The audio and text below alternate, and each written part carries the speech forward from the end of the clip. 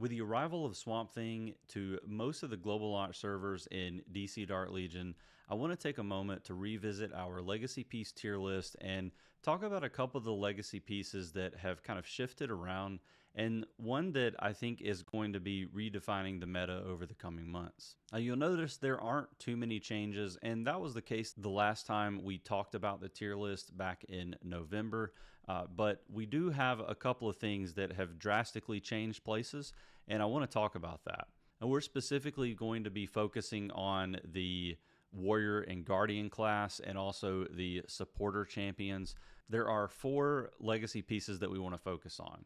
And we're going to talk about the legacy pieces that have kind of fallen off a little bit first, and then we'll talk about the ones that I think are probably a little bit more important. They're meta defining at this point in the game, and probably should have moved a little bit sooner, but I'm going to probably also be a little bit ahead of the curve on this from some other folks as well. So let's talk about Superman's cape. Now, I did move Superman down to A+ tier fairly recently, and I think the situation with Superman's cape is if you're going to try to build Superman, you have to have Superman's cape. And so the reason for having the cape in the meta tier is because Superman has been kind of the meta champion. But as we've seen, the introduction of new champions into the champion pool has caused Superman to kind of fall down the tier rank just a little bit, because we've got so many new champions that, just because of power creep and other factors, have just kind of pushed him down. No fault of his own or anything like that, but that's just the way things are in these games. I think because of that, we have to drop the Superman cape down as well, because there aren't really any other champions that you can use the Superman cape on other than Superman. With that being said, I still think that the cape is a solid option. Obviously, I think Superman is still a solid option in the game, and if you're going to be building him, you kind of have to have that cape on him. So we're going to leave it in solid options for now. Don't really think it falls down to the niche picks situation yet, but we will be monitoring that over time. The other legacy piece that has kind of fallen down a little bit is going to be the Green Lantern power battery. I still think this is a pretty powerful legacy piece, but I don't know that it's much more usable than other lower quality legacy pieces on champions that aren't Green Lantern. I do like the second skill on the power battery that grants basically any excess healing is going to be converted into additional attack for allies. But I just don't know that kind of moves the needle more than some of the other options that are out there for healers. In particular, things like the purple ray radiation will probably work just as well as the power battery, and you don't have to spend 200 magic eyes on it. So that's kind of where I'm at with that legacy piece. I still think if you have Green Lantern, that the power battery is going to offer you a ton of assistance in having solid runs with whatever game mode that you're running him in. But outside of that, kind of not really worth it. So this one might actually drop even further as we reanalyze the legacy piece tier list over the holidays, and just in general, all of my guides I'm going to be looking at for kind of a fresh start in January, but we'll revisit that when the time comes. Now, the 2 legacy pieces that have moved up, in my opinion, since the last time we talked through this tier list are going to be the Fool's Scepter, Joker's legacy piece, and the Antler Crown, which is Swamp Thing's legacy piece.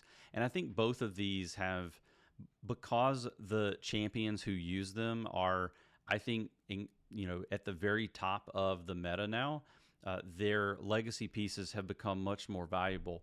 In particular, the Antler Crown, which we're going to talk about in a little bit more detail than the Fool's Scepter. We've kind of talked about both of these in the past, but we'll take a second to kind of go through the basics of what these 2 legacy pieces do and why I think that they deserve to be moved up to where they are. I mean, the Antler Crown moved up from niche picks to meta, and that's really because I think Swamp Thing is going to become a very big part of the meta going forward. I've talked to a few folks who are saying that, a lot of the global launch players who are starting to pull for Swamp Thing have noticed that he pairs really well with Queen Hippolyta. A lot of people are using them in tandem in Meta Brawl, and it's a very difficult comp to beat. And I think that, Constantine is definitely working his way back into the meta. I know a lot of people have been down on Constantine recently, but Swamp Thing really kind of transforms the Justice League Dark team. Him, along with the rework for Zatanna, which has brought her back into the fold, is really making this team a lot more desirable to pull for. And I think a lot of people are going to be quite happy with pulling Swamp Thing because of his energy drain more than anything else. But this Antler Crown is going to be quite interesting as well.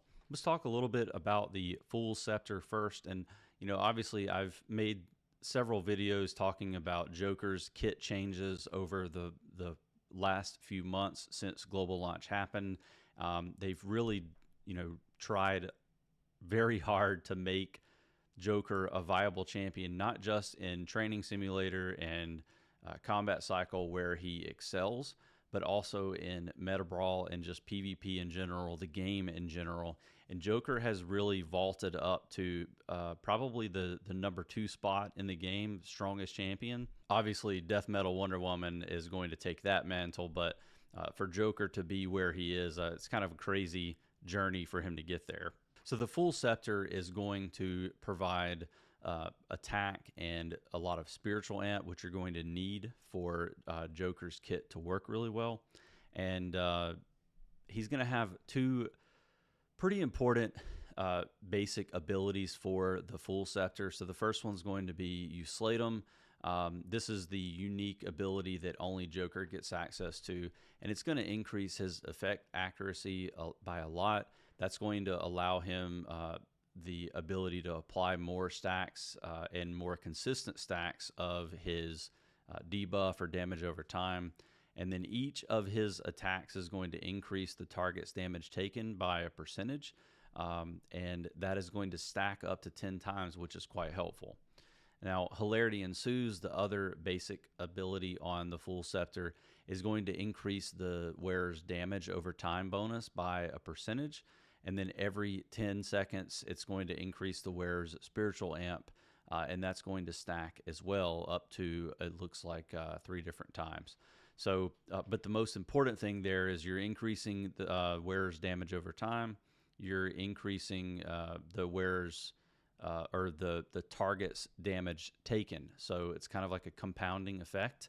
And, I really think that this legacy piece, especially once you start putting some stars onto it, is just an incredible piece. And, because Joker is becoming so pervasive in the meta and he's able to be used in a lot more game modes now, pretty much all of them, I think that you're going to want to have Full Scepter over some of the lower level legacy pieces that are available for Joker to use. As far as the Antler Crown goes, I did just put out a Swamp Thing Whaler Skip video fairly recently. I definitely think that this is a legacy piece that if you're going to whale for Swamp Thing at all, like if you're going to get Swamp Thing to purple stars or higher, you need the Antler Crown.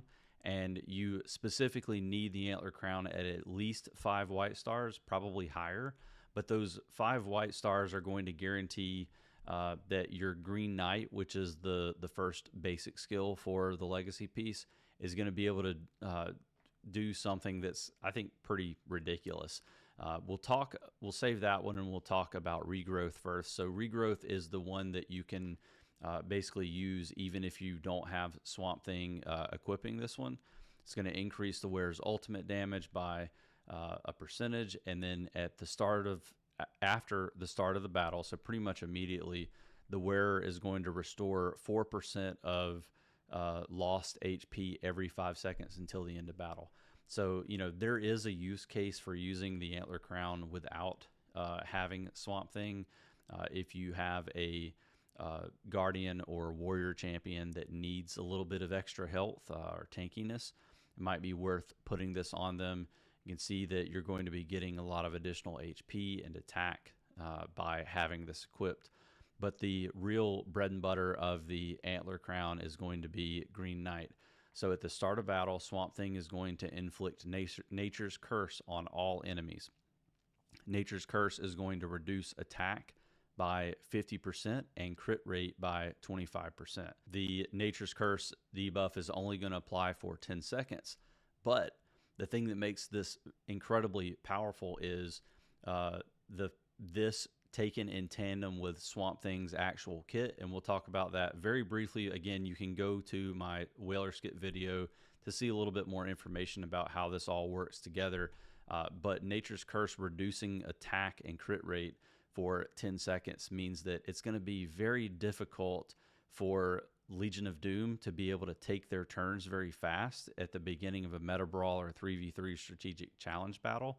And this applies whether you're using Justice League Dark or not.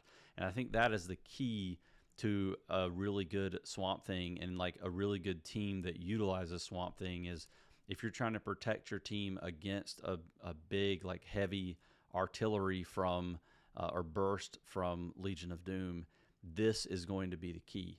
And if we take this and apply it alongside Swamp Thing's actual kit, so you're going to have the swamp that Swamp Thing is going to put down, which will reduce damage taken by any ally within range by a percentage, but then also the ultimate that Swamp Thing can do, Overgrowth.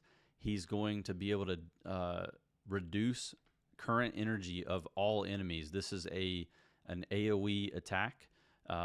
It will reduce their current energy by 25%, which is quite significant, especially if you have, like, let's say a Legion of Doom team where Scarecrow is able to take his ult immediately. If you had a like super fast Swamp Thing and he's able to get in and pop his ultimate, it's going to reduce energy of the team and stop Lex in his tracks. So I think that's pretty important. We've also got the other thing I should mention here is I was talking about Scarecrow or any of the other teammates on Legion of Doom being able to instant ult. The passive effect for Overgrowth is that at the start of the battle, Swamp Thing will immediately reduce all enemies' current energy by 35%. So it's again quite effective at trying to shut down Legion of Doom by reducing their energy. And it's not just Legion of Doom, it's anybody else, any other team that's able to take a ton of turns very quickly in the first 10 to 15 seconds of the battle. They're just not going to be able to take as many turns. So if you can pop your Overgrowth and you already have the passive effect reducing energy by 35%, and then you're able to ult very quickly, you'll reduce their energy again by 25%. So it's just going to be a compounding effect, constantly reducing the enemy team's energy. We also have the Vine Lash, which can specifically reduce one enemy's energy by a smaller percentage, but nonetheless a percentage reduction. And if you're doing that against Scarecrow, it just means that even if they're trying to use the Harley Hammer to do that instant ult at the beginning of battle, you're going to prevent that from happening. And then just over time, Scarecrow is going to be doing less attacks if you're pairing him up against Swamp Thing. So he's not going to be able to stun you as much. And it just really opens up the battle so that you have a chance to win it. So you can see, without going into much more detail than that, the reason why I think Swamp Thing's legacy piece is meta now. And, it's a little bit early to start talking about the monthly tier list updates, but fairly positive that I'm going to figure out a way to put Swamp Thing into S tier.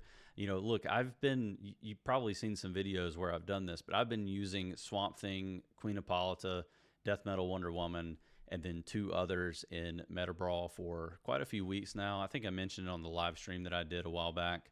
Hoping to do more of those live streams, by the way, if you're paying attention to that. But, I think using those three in tandem, or really just Queen Hippolyta and Swamp Thing together, is going to make pretty much any team you use or any like 3-tag synergy that you use with them function much better. I'm really excited about seeing more team comps like that, where you kind of have these champions that are plug and play. You can put them into any lineup and alter what they're capable of, or give them a little bit longer to ramp their kit up. We've seen a lot of situations where you're just not able to do that, and having Swamp Thing do all of that energy reduction and crit rate and damage reduction for against your enemies is going to be, it's some of the best mechanics in the game. I'm a huge fan of turn meter reduction, or really just turn meter manipulation in general. So whether you're able to reduce your enemy's turn meter or increase your own, and I guess by turn meter I should say energy gain, it's just like that is the most important thing that you can be focusing on in this game. Let me know in the comments below what you think about these changes to the Legacy Piece tier list. I would love to hear a little bit more feedback about just the tier list presentation in general. I know I've tried to make some alterations based on comments that I've heard in the past, but trying to continue to iterate on this tier list and some of the others as well, and make them as good as I can for you. Definitely interested in hearing your thoughts about Swamp Thing, especially if you've had a chance to pull for him and you're starting to use him as part of your regular roster for 3v3 or Meta Brawl. Make sure you like the video if you enjoyed this and thought it was informative, and also subscribe to the channel. You'll get access to notifications anytime I put out new DC Dark Legion content. And if you would like access to a copy of this infographic, you can find it on the Guru Guide section of the official Discord. You can also find it in my Discord, and the link is in the description for both of those. Hope to see you in the next video.